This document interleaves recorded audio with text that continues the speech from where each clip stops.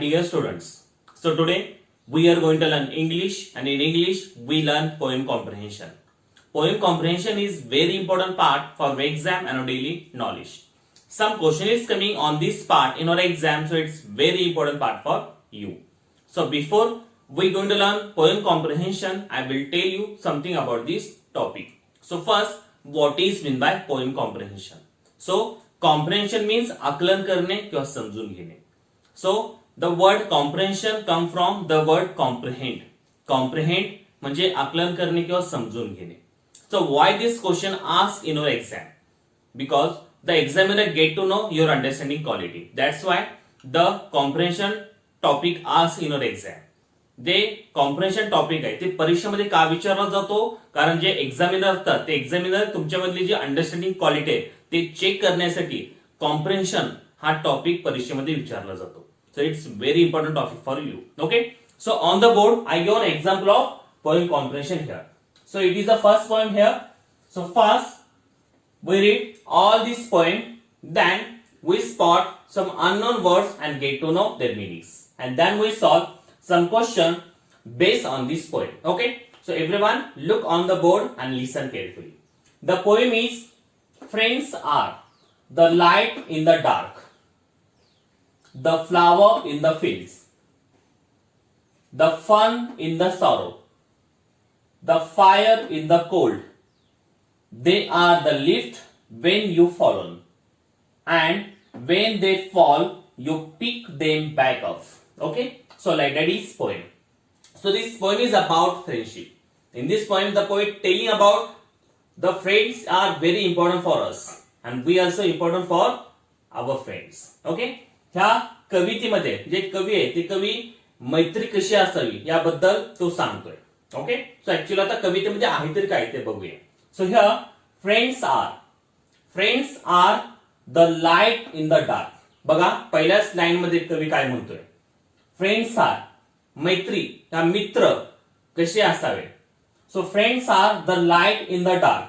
The light in the dark म्हणजे dark म्हणजे अंधारामध्ये उजेडासारखे असावे, अंधारामध्ये उजेडासारखे असावे. The flower in the fields. The flower in the fields म्हणजे शेतामधले फुलासारखे असावे. The fun in the sorrow. दुःखामध्ये मजा करणारे असावे. The fire in the cold. थंडीमध्ये ऊब देणारे असावे, थंडीमध्ये ऊब देणारे असावे. They are lift when you follow. आणि जेव्हा तुम्ही पडता तेव्हा ते तुम्हाला उचलणारे असावे. And when they fall you pick them back up. आणि जेव्हा ते पडेल तुमचे मित्र तेव्हा तुम्ही त्यांना पिकअप करावे असावे, तुम्ही त्यांना उचलणारे असावे. ह्यालाच कवी मैत्री म्हणतो. Okay, so in this poem the poet telling about friendship. मित्र या मैत्री कशी असावी याबद्दल कवीनं या कवितेमध्ये काही विचार मांडले. Understood? So like that is poem. So this side there are some question based on this poem. Now we are going to solve this. So here one number question, the poem is about. Again listen, the poem is about. हे कविता कशावर आधारित आहे? So option number 1 friendship, second number family, third number nature, आणि fourth number school. So the poem is about. हे कविता कशावर आधारित आहे? फ्रेंडशिप मैत्री, सेकंड नंबर फॅमिली कुटुंब, नेचर निसर्ग, या फोर्थ नंबर स्कूल का शाळेवर. तर ही कविता कशावर आधारित आहे? So look in poem. Friends are. Friends are line जे सुरुवातीची आहे त्याच्यावर कळतं आपल्याला की ही कविता फ्रेंडशिप म्हणजे मैत्रीवर आधारित आहे. Okay, so will that option number 1 friendship is correct here. So the poem is about friendship. ही कविता मैत्रीवर आधारित आहे. मित्र कसे असतात आणि ते आपल्याला कसे मदत करतात यावर ही कविता आधारित आहे. Then second number question, the opposite of the word lift. The opposite of the word lift. Lift या शब्दाचा ऑपोजिट वर्ड विरुद्धार्थी शब्द आपल्याला ऑप्शन मधला शोधायचा आहे. So option number 1 pick, second number cut, third number put down, and fourth number off. So what is opposite word of lift? Lift म्हणजे उचलणे. आता लिफ्टचा अपोजिट वर्ड पिक, पिक म्हणजे सुद्धा उचलणे. कट, कट म्हणजे कापणे. पुट डाऊन, पुट डाऊन म्हणजे खाली सोडणे. अप म्हणजे वर. So what is the opposite of lift? Lift म्हणजे उचलणे आणि पुट डाऊन म्हणजे सोडणे. Okay, so opposite word of lift is put down. So option number 3 put down is correct here. Now third number, the poet compare the friends dot dot as a field. Again listen, the poet compare the field friends dot dot as a field. या कवितेमध्ये कवी मित्राचं जे compare करतोय, तुलना करतोय, त्या field मध्ये कशाशी करतोय? तो शेतामधले मैत्री या मैत्र काय असतात?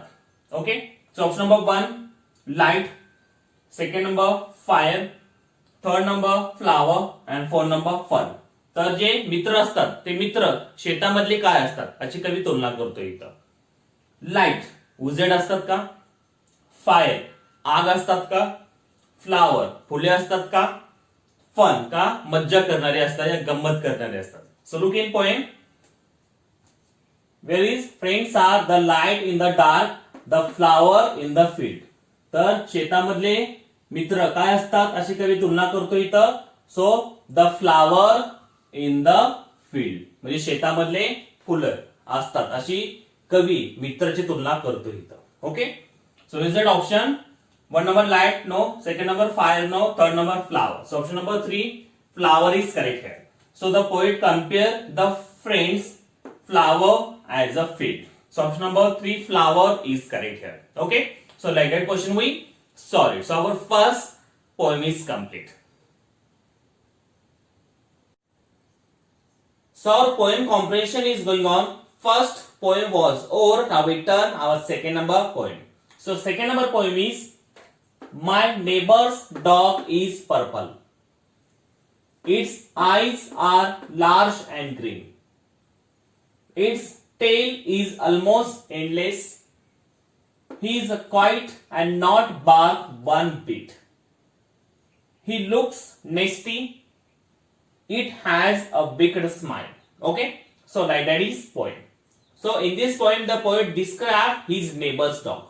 How that dog look like. या कवितेमध्ये कवी त्याच्या नेबर्स जे शेजार आहे ते शेजारकडे कुत्रा आहे त्या कुत्राचे या कवितेमध्ये वर्णन केलेलं आहे. तो कुत्रा दिसतो कसा, कसा आहे तो या कवितेमध्ये कवीने त्या कुत्र्याबद्दल वर्णन केलेलं आहे. ओके, सो आता कवितेमध्ये आहे तरी काय ते बघूया. So here my neighbours dog is purple. Okay, so here is a word neighbours. Neighbours म्हणजे शेजारी. कवी काय म्हणतो बघा, माय नेबर्स डॉग इज पर्पल म्हणजे माझ्या शेजारी जे राहतात त्यांचा कुत्रा हा रंगाने कसा आहे? पर्पल. पर्पल म्हणजे जांभळा. माय नेबर्स डॉग इज पर्पल म्हणजे माझा शेजारी जे राहतात त्यांचा कुत्रा आणि त्याचा रंग आहे पर्पल म्हणजे जांभळा. Its eyes are large and green. His eyes are large and green. So large आणि ग्रीन. जे कुत्रा आहे डॉग आहे तो कसा दिसतो इथं कवीनं मांडलेलं आहे. So its eyes are large and green. त्याचे डोळे हे लार्ज म्हणजे मोठे आहे आणि रंगाने ग्रीन म्हणजे हिरवा आहे. So its eyes are large and green. Its tail is almost endless. Tail म्हणजे शेपूट. ऑलमोस्ट एंडलेस म्हणजे जवळजवळ न संपणारी अशी त्याची शेपूट आहे. He is a quiet and not bark one bit. आणि ही इज अ क्वाइट तो शांत आहे. कवी म्हणतोय तो कुत्रा शांत आहे.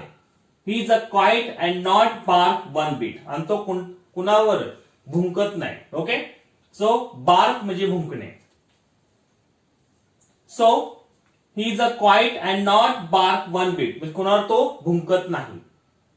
ही लुक्स नेस्टी. ही लुक्स नेस्टी आणि तो दिसतो कसा? नेस्टी म्हणजे आपण त्याला म्हणतो ओंगळ. It has a wicked smile.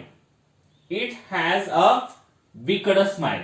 Wicked smile म्हणजे तिची जी स्माइल आहे तिचं जी हसरं चेहरा आहे ते कसं आहे, एक प्रकारचं विकड म्हणजे आपण म्हणतो दृष्ट असा त्याचा चेहरा, जे तर हास्य आहे तसा आहे. तो हसतो कसा, तर तो विकड म्हणजे दृष्ट दिसल्यासारखं तो हसतो. Okay, so it has a wicked smile. So like that is poem. So in this poem, the poet describes his neighbor's dog, how that dog look likes. Understood? So like it is poem. So this side, there's some question based on this poem. Now we're going to solve this. So here, first question is, in above poem, which animal is described? Again listen. One number, in above poem, which animal is described?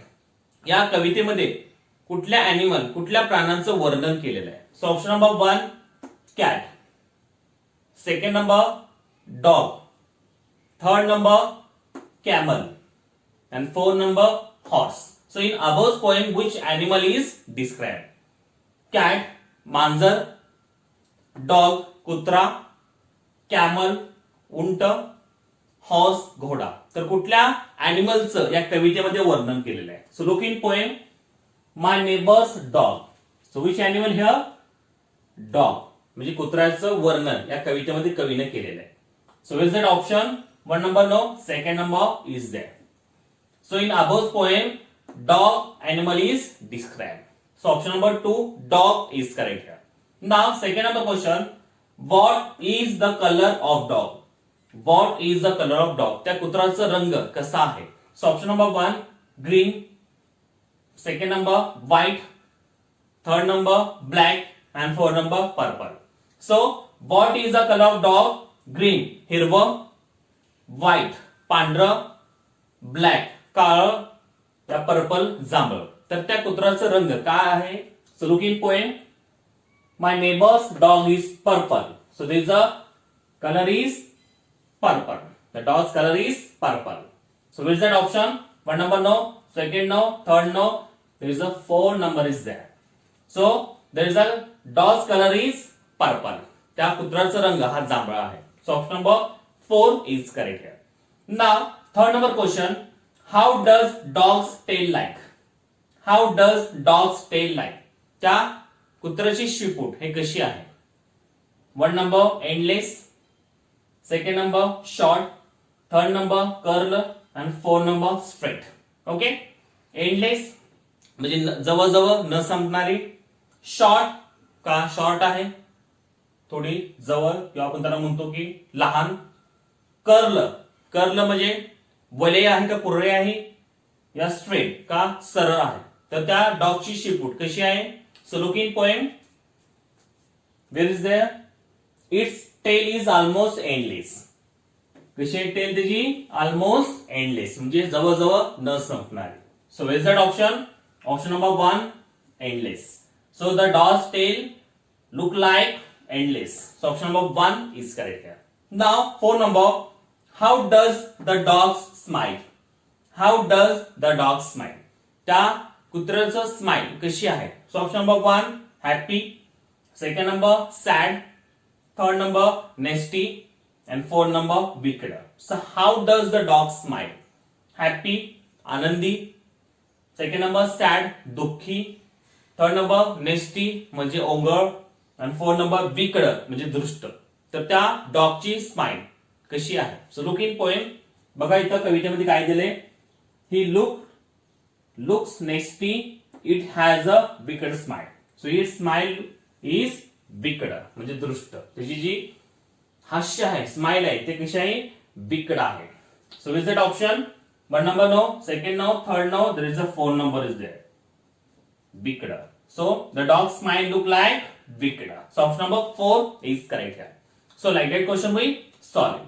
So in poem comprehension, you first read all the poem proper, get some new words, their meanings. If you know the meanings, you grab the main theme of the poem. And so if you know the main theme, you can solve all the question based on poem comprehension is very easily. Okay. Thank you very much.